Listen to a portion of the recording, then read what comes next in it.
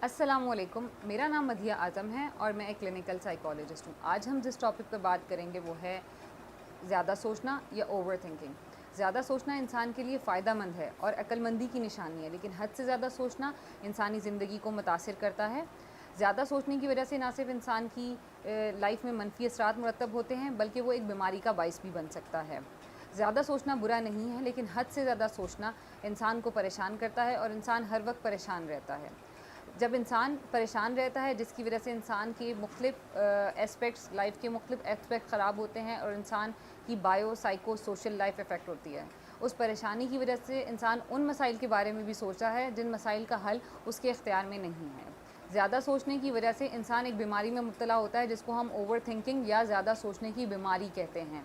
आज हम ज़्यादा सोचने की बीमारी की कुछ अलामात डिस्कस करेंगे कि वो अलामात क्या होती हैं, जिसकी वजह से हम आइडेंटिफाई कर सकते हैं कि इंसान नॉर्मल थिंकिंग के बजाय ओवर थिंकिंग की तरफ जा रहा है और उसकी बायो साइको सोशल लाइफ यानी उसकी जिस्मानी, ज़हनी, माशरती और रूहानी लाइफ ख़राब हो रही है। अब हम चलते हैं कुछ अलामात की तरफ कि वो कौन सी अलामात हैं जिसकी वजह से इंसान की ज़िंदगी मुतासिर हो रही है और इंसान ज़्यादा सोचने की बीमारी की तरफ जा रहा है। सबसे पहली अलामत ये है कि इंसान बहुत ज़्यादा सोचता है और ज़्यादा सोचने की वजह से बहुत ज़्यादा मुश्किलात का शिकार होता है। यानी जब इंसान सोचना शुरू करता है तो एक सोच के बाद दूसरी सोच और दूसरी सोच के बाद तीसरी सोच और इस तरह से सोचों का सिलसिला शुरू हो जाता है, जिसकी वजह से इंसान बहुत ज़्यादा बेचैन होता है, बहुत ज़्यादा मुश्किलात का शिकार होता है। अगर हम दूसरी अलामत की बात करें तो हम ये कहेंगे कि इंसान को सोने में मुश्किल होती है। बाज़ औक़ात जब इंसान बिस्तर पर जाने की कोशिश करता है या बिस्तर पर जाता है और सोने की कोशिश करता है तो सोचों का एक इस तरह का तांता बन जाता है कि सोने में मुश्किल होती है।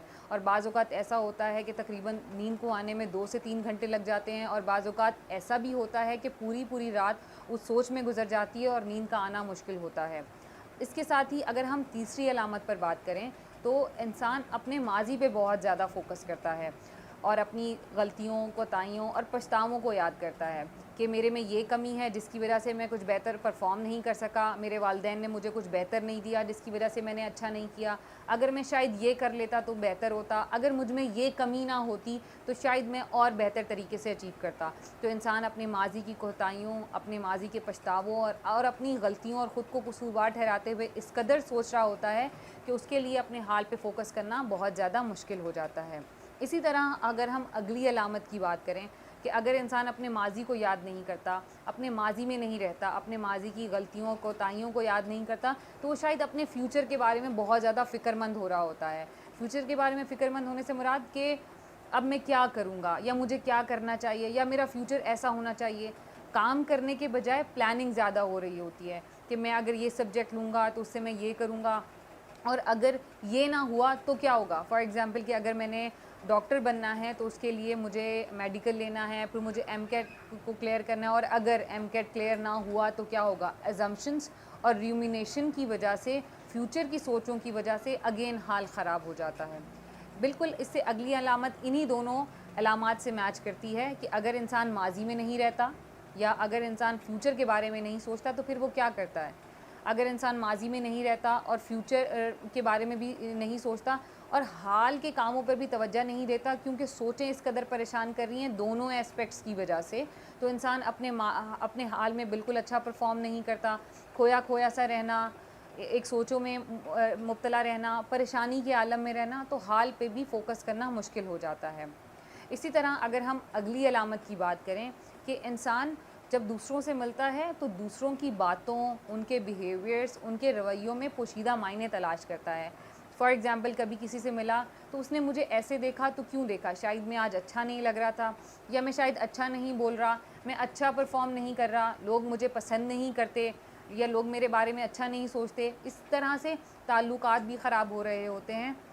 तो ये भी एक अलामत है कि इंसान दूसरों की बातों और बिहेवियर में पोशीदा मायने तलाश कर रहा होता है और ज़्यादातर मायने नेगेटिव होते हैं, जिसकी वजह से जो है वो रूमिनेट करता है, नेगेटिव सोचता है और उसकी वजह से ओवर थिंकिंग चलती रहती है। और यही ओवर थिंकिंग या ज़्यादा सोचने की बीमारी अगेन इंसान को उसके हाल में बेहतर परफॉर्म करने से रोक देती है। ये सारी अलामात जो हमने डिस्कस की, ये सारी अलामात वो थी कि जिसकी वजह से इंसान सोचने की बीमारी की तरफ जा रहा होता है और अपने हाल को ख़राब कर रहा होता है। اور انہی علامات کی وجہ سے انسان کی جسمانی صحت, انسان کی روحانی صحت, انسان کی ذہنی صحت اور انسان کی معاشرتی صحت خراب ہو رہی ہوتی ہے. اور وقت گزرنے کے ساتھ ساتھ باقاعدہ طور پر یہ چیزیں نظر بھی آ رہی ہوتی ہیں, بظاہر دوسرا انسان بھی آبزرو کر سکتا ہے. تو آج ہم نے اوور تھنکنگ کیا ہوتی ہے, سوچنے کی بیماری کیا ہوتی ہے اور وہ ہماری زندگی کے مختلف ڈومینز پہ کس طرح سے اثر انداز ہوتی ہے, آج ہم نے اس چیز پر بات کی. انشاءاللہ اگلی ویڈیو میں ہم اس کے نقصانات کے, اوور تھنکنگ کے نقصانات کیا ہوتے ہیں اور کس طرح سے ہم اس کو مینیج کر سکتے ہیں اور اپنی زندگیوں کو بہتر بنا سکتے ہیں, اس پہ بات کریں گے. امید کرتی ہوں کہ آپ کو میری یہ ویڈیو پسند آئی ہوگی. اگلی ویڈیو میں انشاءاللہ پھر حاضر ہوں گے. Thank you so much.